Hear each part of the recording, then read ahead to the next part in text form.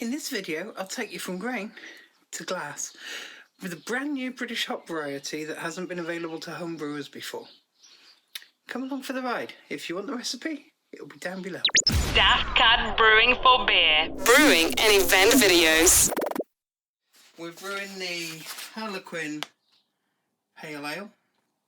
So this is a new hop variety that's only come out the past year or so. It's not been available to home brewers before because it's such limited quantities still. A few samples were sent out to commercial breweries who've been able to brew with it. I put a tweet out after seeing the hop profile, which sounded intriguing. I'll put a shot of that in now. Apparently, it's so limited quantity, I was only just able to score a sample directly from Farrams. No homebrew supplier has had it, but we're going to brew with it. We're doing a simple smash pale ale. Nothing sensitive on there. So, 4.5 kilos of crisp clear choice ale malt. That's it for grain. We're going to smash it. So yes, it's a very loose mash. I'm doing full volume, brew in a bag style. There will be no spurge. So what's in here is the full volume for the entire brew.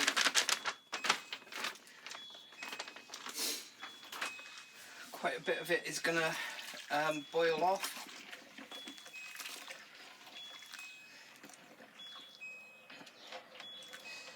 It will settle down and we will end up with a proper grain bed because we're going to recirculate.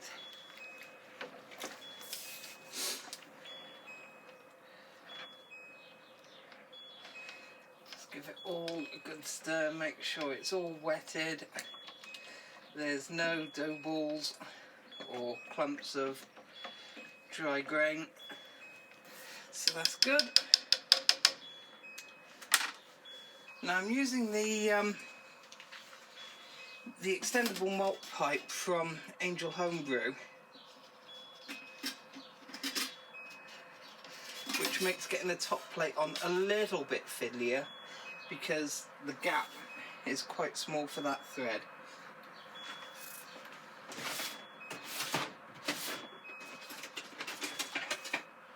Alright, let's push down that top plate. It doesn't really matter that it's under the fluid level.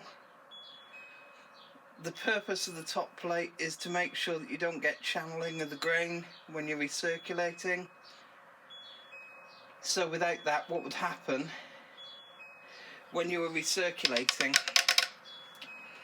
the fluid would come back in and it would just dig a hole in the grain bed. This way it won't do that, so we can just turn the timer on to the next part.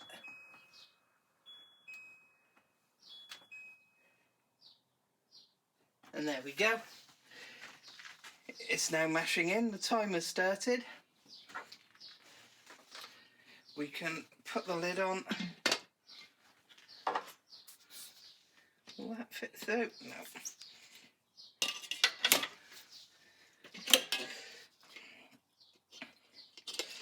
Use a bit of tube just to stop it squirting straight down.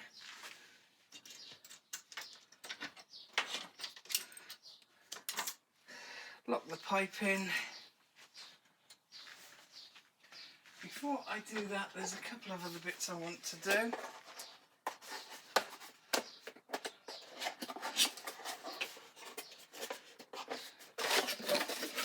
I'm using one of these today. Can you see that? Yeah. So it's an overflow filter that's designed for the grain further. I want to see if it's going to fit.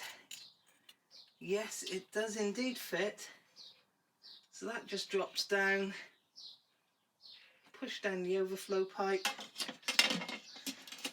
So I don't know if you can see that. But basically all it's going to do, once we start recirculating, the level of liquid's going to drop on the top, where it's taking it all up into the pipe and pulling it around. it will just stop grain recirculating into the bottom. Because ideally, what you'll find at first when you start recirculating, you'll get some grain coming back through the pipe. This will stop it going through the overflow. We want to try and keep as much grain and bits away from the element at the bottom as possible. So I'm going to turn the pump down a bit before we start and turn it on. So now we're recirculating. Job done. I'll be back with you in about 60 minutes. That's it. Mash out's finished. Malt pipe's lifted. Oh, that was fun.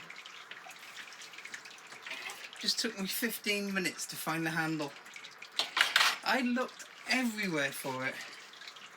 Eventually found it right back in the first place I looked, just buried under other stuff. Never mind. Right, just waiting for that to drain. Press the button on the brew devil, so that's starting to ramp up to the boil now. That'll all finish draining out soon, and we'll get the boil on. Here's the hop pack. Now, as you can see, it's a bit different from what us homebrewers are used to. This is a fresh pack, so it's all nitrogen flush, but it's not vacuum packed. What we're used to getting as homebrewers is normally vacuum packed, but this one isn't. So let's open it up.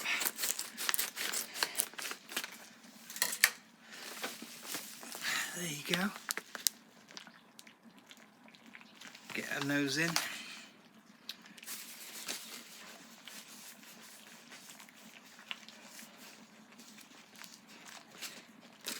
Give it a bit of a rub. Right, straight away.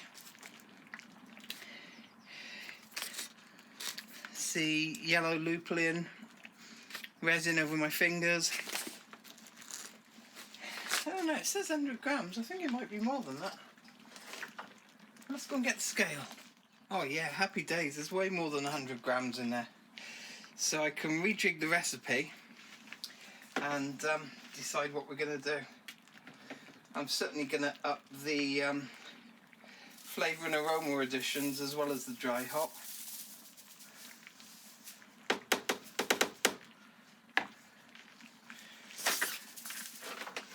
Seeming to take up a lot more volume in the pack because it hasn't all been crushed down when it was vacuum packed. So, oh, there we go, that's handy. String's just snapped on my hop bag. Okay, there we go, we'll use a muslin bag instead. Bung that in.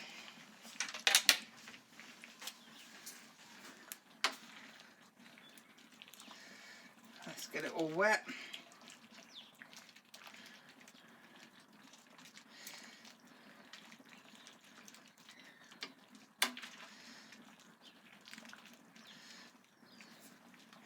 There we go. I could use the hop spider, but because it's not, because I'm doing it in a 50 litre brew devil, the hop spider would be quite a way up with not much submerged at the bottom.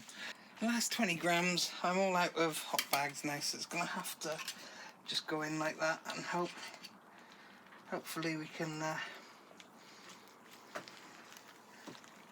get them wet enough.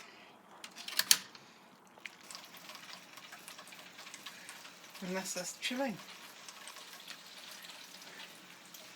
Coil's sitting quite high, but we'll use the pump to go over it as well. For now, I'm just pumping back through the hop spider, filter any last bits out of it, pumping it out into the Gudum fermenter. So this one's the Angel Homebrew Brew Devil branded one. Believe it or not, this is the first time I've actually used this conical since I did the review. I've just been so busy, so little time to brew, and the last brew I did wasn't even done here, it was done at the malt miller, and I couldn't fit that upright in the boot to bring the beer home afterwards. So here we go, we're using it. I don't know what our final volume is. We'll have a look when it finishes pouring out. I've got a very high boil off rate because I forgot to turn the boil down from 3000 watts. So we might not end up with 20 litres. However, if we have boiled off too much, I can always liquor back and add in some more water to increase the volume and drop the ABV again. Here we are. I don't know if you can see it clearly with the light behind it, but this is the Harlequin Pale Ale I brewed a while back. It's a single hop, single malt, and it is going down really, really well. So the hop descriptors it gave, peach, passion fruit, and I think it said pineapple.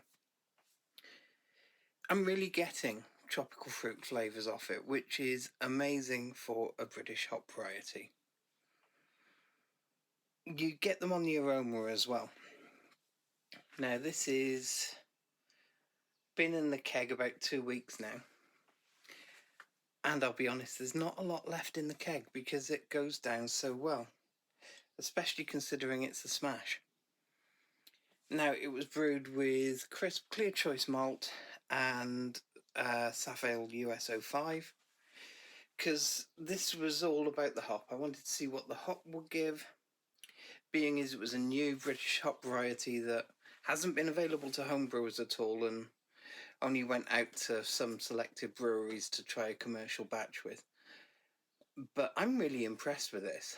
Being able to get this sort of intensity, these flavours and aromas from a British hop, is something that 4 or 5 years ago I just would have said wasn't possible. But it is. The flavours and aromas haven't dropped off at all in the 2+ weeks it's been in the keg. That doesn't necessarily mean that over 12 months in a bottle or whatever it will still be as strong as it is now. But I'm really looking forward to this becoming available to home brewers. Now please bear in mind lead times on hops generally tend to be 3 to 4 years. So it's not likely to be available in any large quantities in the next year or so. My belief is that Stocks Firm, as homebrew hops, will have some available after hop season this year. So at the end of this year, you may be able, homebrewers, you may be able to get your hands on it at the end of this year.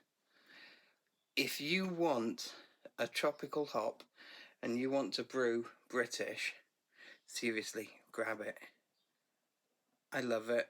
It's 4 Pales. It's one of my new favourite hops. People who know me know that I tend to do a lot of darker beers. My other half loves fruity pale ales.